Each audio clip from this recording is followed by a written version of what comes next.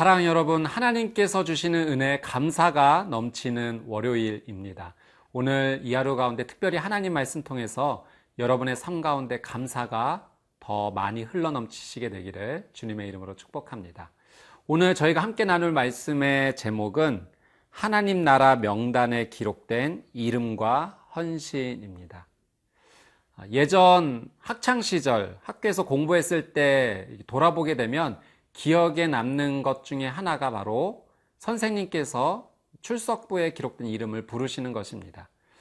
선생님께서 학생들의 이름을 하나하나 부르시고 또 얼굴을 확인하시죠.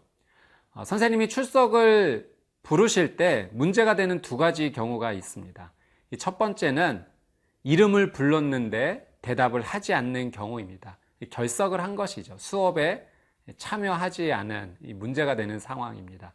두 번째는 그 수업에 내가 참여를 했는데도 출석부에 이름이 기록되지 않은 상황입니다. 물론 청강의 경우에 그냥 참석하기도 하지만 내가 그 수업에 이름에 등록되지 않았다는 것은 뭔가 등록 과정에 잘못된 어려움이 있었다라고 하는 사실입니다. 우리의 신앙생활도 마찬가지가 아닐까요? 하나님께서 우리의 이름을 부르실 때 예, 하나님 저 여기 있습니다 라고 대답을 해야 할 것입니다.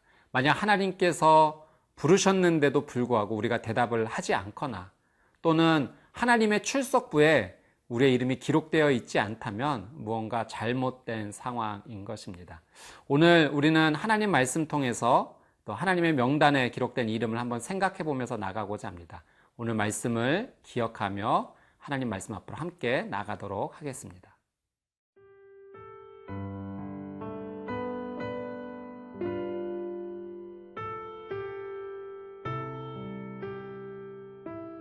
느헤미야 7장 61절에서 73절 말씀입니다.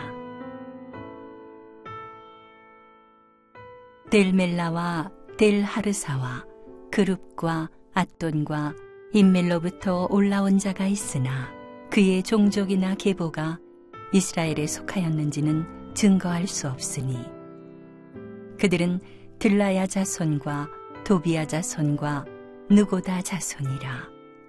모두가 642명이요 제사장 중에는 호바야 자손과 학고스 자손과 바르실레 자손이니 바르실레는 길르앗 사람 바르실레의 딸 중에 하나로 아내를 삼고 바르실레의 이름으로 불린 자라.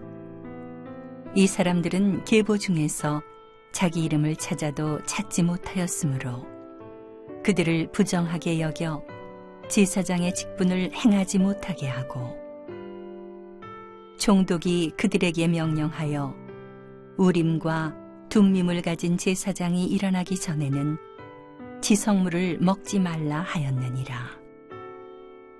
온 회중의 합계는 42,360명이요 그 외에 노비가 7,337명이요 그들에게 노래하는 남녀가 245명이 있었고 말이 736마리요 노새가 245마리요 낙타가 435마리요 나귀가 6,720마리였느니라. 어떤 족장들은 역사를 위하여 보조하였고 총독은 금 1,000드라크마와 대접 50과 제사장의 의복 530벌을 보물 곳간에 드렸고 또 어떤 족장들은 금 2만 드라크마와 은 2,200만회를 역사 곳간에 드렸고 그 나머지 백성은 금 2만 드라크마와 은 2,000만회와 제사장의 의복 67벌을 드렸느니라. 이와 같이 제사장들과 레위 사람들과 문지기들과 노래하는 자들과 백성 몇 명과 느디님 사람들과 온 이스라엘 자손이 다 자기들의 성읍에 거주하였느니라. 느헤미야는 예루살렘 성에 거주할 백성들의 숫자가 적자 하나님 앞에 기도함으로 지혜를 구합니다. 하나님께서 감동과 지혜를 주시죠. 그래서 느헤미야는 먼저 이 백성들의 숫자를 조사하게 됩니다. 약 90년 전에 1차 포로로 귀환한 백성들의 숫자를 조사하는데 이 1차 포로 귀환 중에서 일반 백성의 명단 가운데 종족과 계보가 불확실한 사람들이 있었습니다. 61절, 62절 내용인데요. 제가 한번 읽어드리도록 하겠습니다.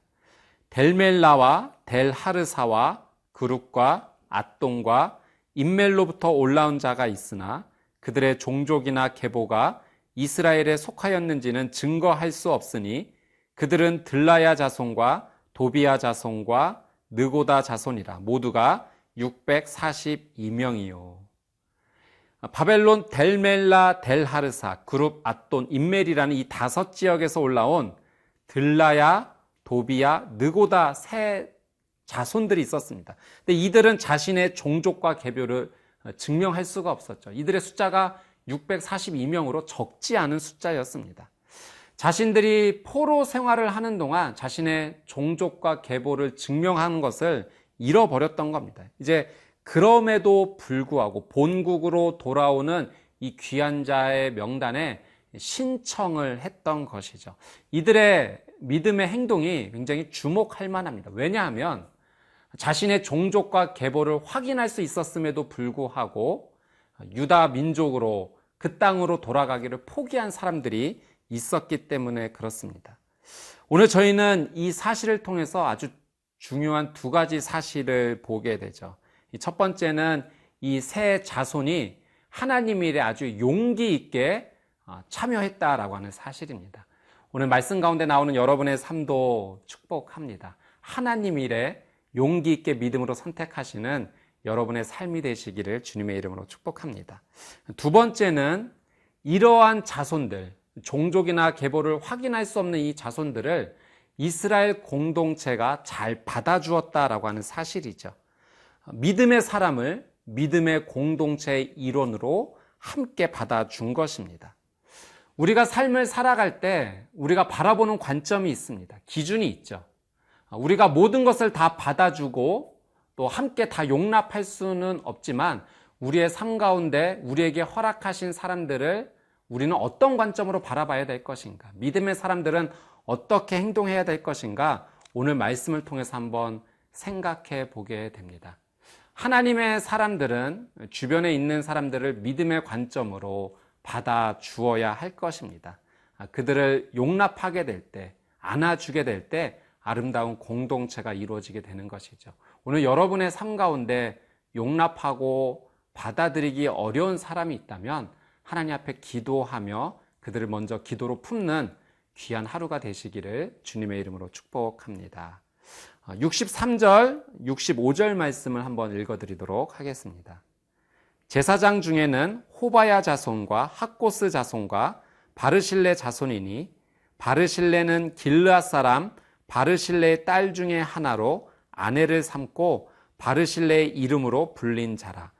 이 사람들은 계보 중에서 자기 이름을 찾아도 찾지 못하였으므로 그들을 부정하게 여겨 제사장의 직분을 행하지 못하게 하고 총독이 그들에게 명령하여 우림과 둠민을 가진 제사장이 일어나기 전에는 지성물을 먹지 말라 하였느니라. 이 제사장 중에는 종족과 계보를 확인할 수 없는 사람들이 있었어요. 특별히 바르실레 자손이 언급이 됩니다. 이 바르실레는 누구인가? 이 다윗 시대에 압살롬의 반역이 있을 때 이 다윗을 도와주었던 아주 선한 사람입니다. 근데 어떤 제사장이 이 바르실레의 딸과 결혼을 하게 되었고 자신의 제사장 족보를 포기하고 바르실레 가문의 족보를 따르게 되었던 거죠. 그래서 오랜 세월이 지나 자신의 제사장 족보를 확인할 수 없게 된 겁니다. 자, 이 부분에서 스룹바벨 총독은 그 사람으로 하여금 제사장 직분을 감당하지 말 것을 명령합니다. 여러분 참 재미있죠? 앞서서 어떤 자손들은 종족과 계보가 확인되지 않았는데 받아주었어요. 근데 이 제사장 직분에 관하여서는 확인되지 않는 자들을 그 직분을 감당하지 못하도록 멈추게 했다라고 하는 사실이죠. 기분에 따라 결정한 것 아닙니다. 누구에게는 은혜를 주고 누구에게는 차별을 준 것도 아닙니다. 이 제사장의 직분은 특별히 하나님께서 맡기신 직분이었기 때문에 특별히 하나님의 기준으로 바라본 것입니다. 사랑 여러분, 우리의 삶에도 동일한 적용이 되어야 될 것입니다. 우리가 삶을 바라볼 때 누구는 받아줘야 되고 누구는 엄격하게 다뤄야 될 것인가? 우리의 기준이 아닌 하나님의 기준이 되어야 될 것입니다. 말씀의 기준으로 오늘 이 하루를 사시는 여러분의 삶이 되시기를 주님의 이름으로 축복합니다.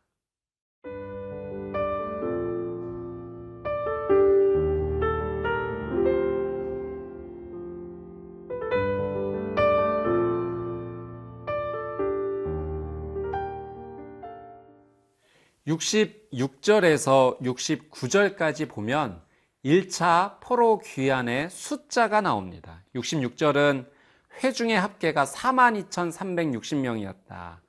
67절에 노비의 합계는 7,337명, 노래하는 남녀는 245명. 또 68절, 69절은 가축들의 총계가 나오죠. 말, 노새, 낙타, 나귀의 숫자까지 아주 정확하게 기록이 되어 있습니다.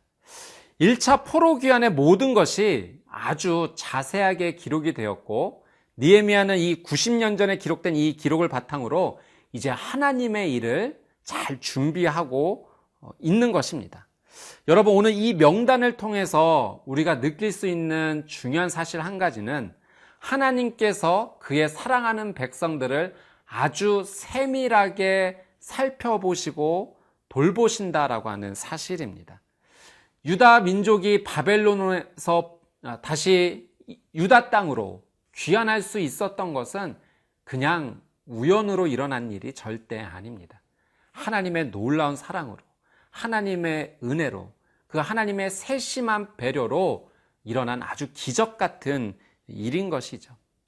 우리의 삶도 마찬가지입니다. 하나님께서 우리를 그렇게 사랑하세요. 우리의 머리카락조차 다 세심바 될 정도로 우리를 면밀하게, 세밀하게 우리를 살펴봐 주시고 돌봐 주시는 것, 그것이 바로 하나님의 놀라운 사랑입니다. 이사야 49장 15절 16절 말씀을 보면 이 하나님의 놀라운 사랑이 기록이 되어 있는데요, 제가 한번 읽어드리도록 하겠습니다. 여인이 어찌 그 젖 먹는 자식을 잊겠으며 자기 태에서 난 아들을 긍휼히 여기지 않겠느냐. 그들은 혹시 잊을지라도 나는 너를 잊지 아니할 것이라. 내가 너를 내 손바닥에 새겼고 너의 성벽이 항상 내 앞에 있나니. 우리 사람의 사랑 중에 가장 큰 사랑하면 어머니의 사랑을 들을 수 있겠습니다. 그런데 그 어머니의 사랑도 때로는 실수할 때가 있죠. 그런데 하나님은 이렇게 말씀하세요. 나는 절대 너를 잊지 않을 것이다. 그것이 바로 우리를 사랑하시는 하나님의 놀라운 사랑의 표현입니다. 오늘 이 하루 우리를 면밀하게, 세밀하게 살펴보시는 그 하나님의 사랑 앞에 감사로 나가는 귀한 하루가 되시기를 주님의 이름으로 축복합니다. 또 1차 포로 귀환의 숫자를 보며 느끼는 한 가지는 90년 전에 이 기록을 아주 꼼꼼하게 했다라고 하는 사실이고, 느헤미야가 이 기록을 바탕으로 일하기 시작했다라는 거죠. 만약에 이 기록이 철저하게 이루어지지 않았다면, 또 그 기록이 잘 보존되어 있지 않았다면 어찌 약 90년의 시간이 흘러 느헤미야의 때에 이렇게 사용될 수 있었겠습니까? 여러분, 오늘 내가 하는 일이 아주 작은 것 같고 그리고 별 볼 일 없는 것 같이 느껴져도 오늘 나의 이 일을 통해서 하나님께서는 어떻게 역사하실지 모릅니다. 그러니 오늘 우리는 우리의 삶에 최선을 다해서 하나님을 섬기고 사랑하는 마음으로 나아가야 될 것입니다. 오늘 내게 주어진 일을 소중하게 여길 때 하나님께서는 그것을 보시고 또 우리의 삶을 놀랍게 아름답게 열매 맺게 해 주실 줄 믿습니다. 70절에서 72절의 내용은 이제 본국으로 돌아온 귀한 민들이 예루살렘 성전 건축을 위해서 하나님 앞에 자신들의 가진 것을 바치는 내용이죠. 한 사람도 빠지지 않고 기쁨과 자발적으로 함께 했습니다. 족장도 참여했고요, 총독도 참여했고 일반 백성 모두가 참여했습니다. 여러분, 우리에게 주신 모든 것이 사실은 하나님의 은혜로 주어진 것입니다. 그 은혜를 한번 계수해 보십시오. 그리고 나는 하나님 앞에 무엇을 기쁨과 감사로 드릴지 믿음의 결단을 하십시오. 사랑하는 사람을 생각할 때 무엇을 줄까 생각하는 것만으로도 기쁨이 가득합니다. 우리가 정말 하나님을 사랑한다면 하나님께서 주신 이것 가운데 우리가 하나님 앞에 드릴 것을 계획할 때 그 마음 자체가 기쁨으로 가득하게 될 것입니다. 오늘 여러분의 삶 가운데 그 기쁨이 충만하게 차고 흘러넘치시게 되기를 주님의 이름으로 축복합니다. 함께 기도하겠습니다. 참 좋으신 하나님, 오늘 말씀을 통해서 오늘 나의 삶 가운데 하나님의 사랑을 다시 한번 기억할 수 있도록 함께 해주셔서 감사드립니다. 오늘 하나님의 그 놀라운 사랑 앞에 감사함으로 나가고 또 내게 주어진 일을 최선을 다해 하나님 앞에 영광을 올려드리는 복된 이 하루가 되게 하여 주옵소서. 감사드리며 예수님의 이름으로 기도드립니다. 아멘.